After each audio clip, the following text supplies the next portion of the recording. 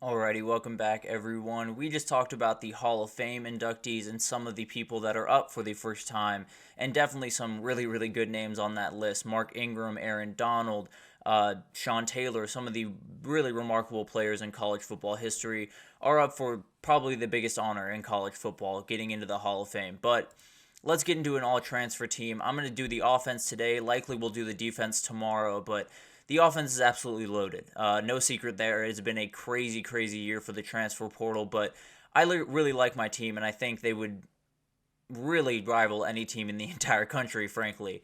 But let's start to break this down, and let's start with the quarterback. I'm going Dylan Gabriel. I understand that there likely is some other more talented guys out there. I would say Julian Sayin might have a better career. I think Cam Ward might have a better year this upcoming in 2024. But I feel very comfortable with Dylan Gabriel. I think he's one of those guys that when you trot him out on that field, you know you're going to get good football.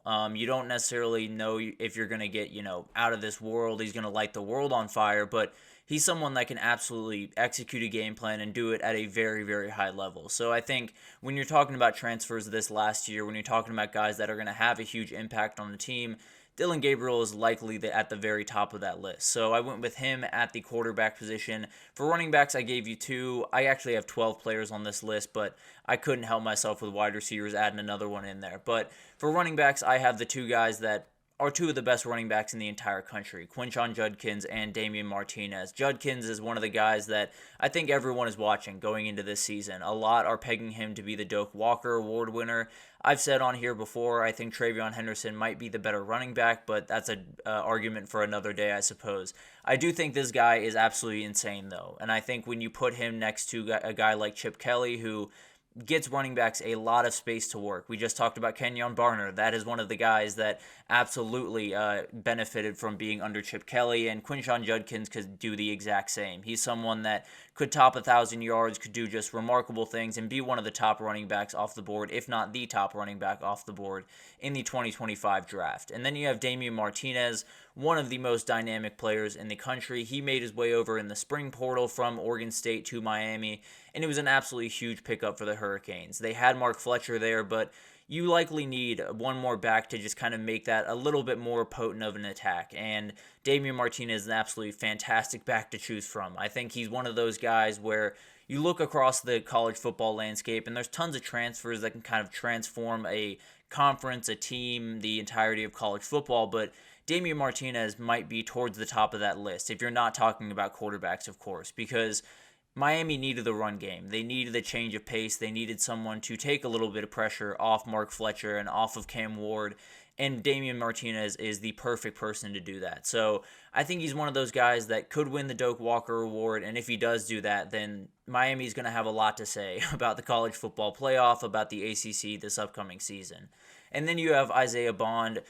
Texas was looking for a replacement for Xavier Worthy. There's no two ways about that. They needed someone that was going to be a speedster on the outside, that was going to help them fill that massive void that was left not only by Worthy, but by A.D. Mitchell, by Jordan Whittington, by Jatavian Sanders. And this is a perfect person to fill that, specifically the Xavier Worthy void. He's someone that was absolutely incredible for Bama, obviously caught that kind of Hail Mary sort of against Auburn and the closing seconds there to give Bama the win, was the reception leader for the Tide a year ago, and Texas had a remarkable wide receiver class, especially in the transfer portal. Added Silas Bolden over from Oregon State, also Matthew Golden from Houston, two very, very good players that absolutely are going to have a ton to do with what Texas does this upcoming season, but Isaiah Bond is really where it all starts, and definitely a guy that could be the wide receiver 3 in this upcoming class. I think we all understand that when you look at this wide receiver class in the 2025 draft, it's Luther Burden, it's Tatori McMillan, and then it's kind of open season. And I think Isaiah Bond's one of those guys that could make his way into that wide receiver 3 spot. And then you have Evan Stewart down there at Oregon. He's someone that is just one of my favorite offensive transfers all year, if I'm being totally honest. I think he's one of those guys that you put him in the right system, and Will Stein has the right system for him. He can be an absolute beast, and I think he showed that in flashes at A&M, but I think if you really unleash this kid, he's going to do some things that are going to make some people's jaw drop. I think he might just be their number one receiver. I understand Tez Johnson has been there and is going to be a huge part of that offense, but I think Evan Stewart just has that next level, I suppose, that he can tap into, and I think he's going to be a absolutely huge player for the Ducks this upcoming season. I think Dylan Gabriel and him might just have one of the best duos in the entire country. And then my extra wide receiver here is Noah Rogers. This one's a little bit off the beaten path, a little bit more than the other two, but this guy can outright play. He did not play too much at Ohio State because when you go into that Ohio State wide receiver room, you better be a 5-star number one player in the country if you want to play right away, like Jeremiah Smith is this upcoming year. But this guy is going to be an absolute beast for the Wolfpack. I feel really, really confident in that. I think he's someone that I really think he's going to be their wide receiver one. I think Kevin Concepcion is a fantastic player, but I think if you're going to use him the way that he's probably most effective, you don't necessarily feed the ball to him every single down. You get him in space in different times and let him just be the special player he is. Now that you have Noah Rogers, you have that ability. You can open that up a little bit more, and I think Noah Rogers is going to be a huge player in the ACC and for the Wolfpack in general. But let's get into tight end, and Ben Urasek is where I'm looking. He made his way over to Georgia, and imagine that. A perfect player for an absolutely perfect spot, someone that is going to do incredible things. He was really, really good when he was at Stanford, and now that he's going to a place that just, thrives on putting tight ends into the NFL, he's going to do incredible things. And especially, I think, putting him next to Oscar Delp really opens things up for him. I think Oscar Delp is such a dominant blocker, such a guy that you're going to be worried about in the run game, that Ben Urasek can sneak right behind lines and do those seam routes, do overball routes, whatever it looks like, and just get tons of catches and really, really dominate defenses. So when you're focused on Dominic Lovett and Ra Thomas and London Humphreys and all of the wide receivers that Georgia has, Ben Urasek's just going to be running up the middle of the field and dominate you the other way. So it's going to be remarkable to watch this kid play. I think he's going to be one of the best tight ends in the entire country, right after Mitchell Evans, right after Colston Loveland. This is a guy that I would have right up there. And then the offensive line, this was a tough group to put together because there's some guys that aren't quite as proven, some guys that I wanted to give proper credit to because they are proven. So let's start with Caden Green. He is going into his sophomore year, transferred from Oklahoma to Missouri. And I think this guy is one of the biggest transfers in the country. Missouri absolutely needed some help in that offensive line, and they got one of the best tackles in the country. I think he's one of those guys that we always talk about, Kelvin Banks and Will Campbell, and they're remarkable players that are absolutely going to be high draft picks this next year.